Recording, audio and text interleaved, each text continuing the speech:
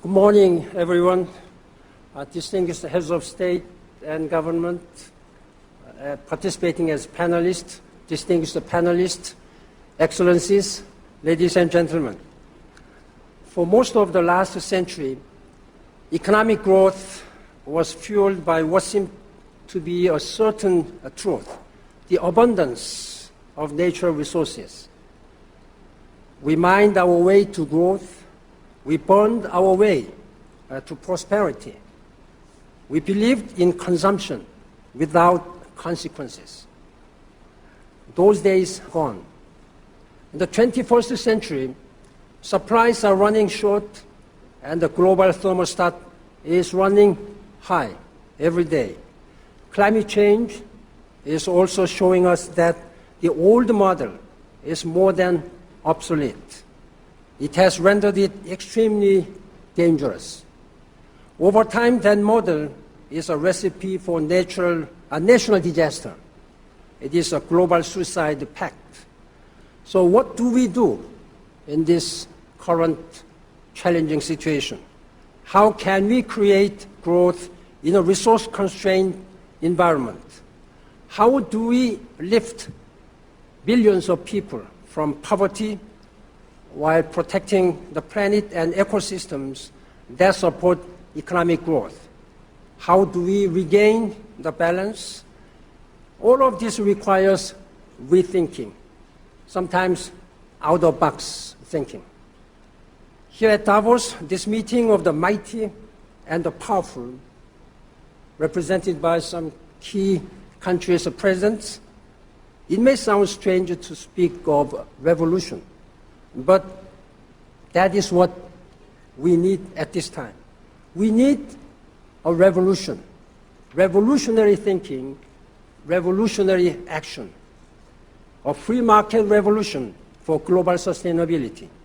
It is easy to mouth the word sustainable development, but to make it happen, we have to be prepared to make major changes in our lifestyles, our economic models, our social organization, and our political life. We have to connect the dots between climate change and what I might call here WEF, water, energy, and food.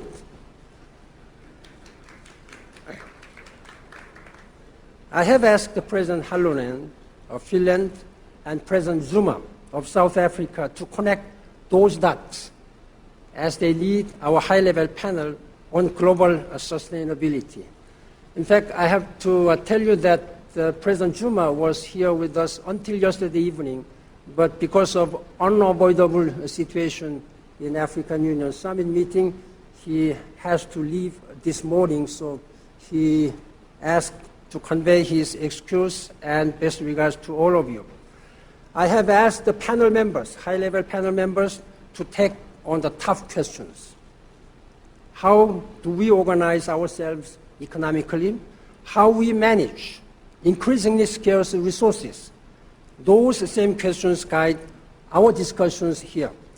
I have asked them, the high-level panel members, to bring us the good visionary recommendations by the end of this December, so that these recommendations can be fed into intergovernmental negotiation process until Rio Plus 20 summit meeting in Rio de Janeiro. But as we begin our discussions, let me highlight the one resource that is scariest of all, the time. We are running out of time.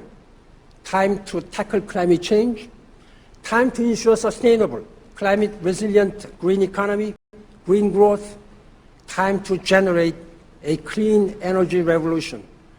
The Sustainable Development Agenda is the growth agenda for the 21st century.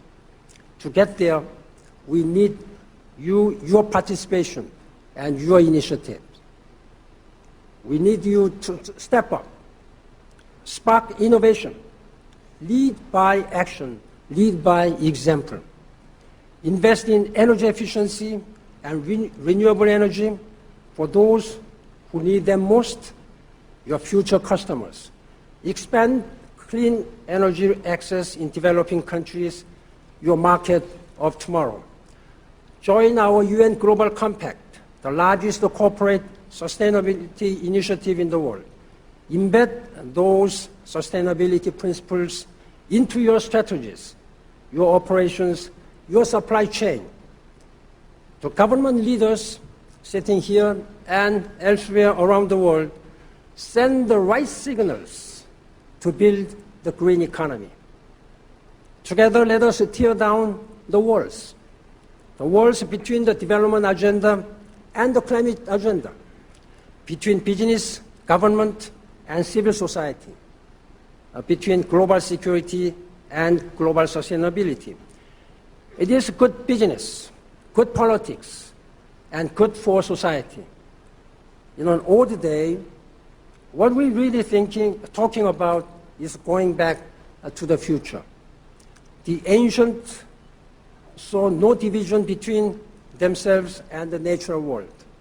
They understood how to live in harmony with the world around them. It is time to recover the sense of living harmoniously for our economies and our societies. Not to go back to some imagined past, but to live confidently into the future with cutting-edge technologies, the best science and entrepreneurship has to offer to build a safer, cleaner, and greener, and more prosperous world for all. There is no time to waste, and thank you very much for your commitment. Thank you.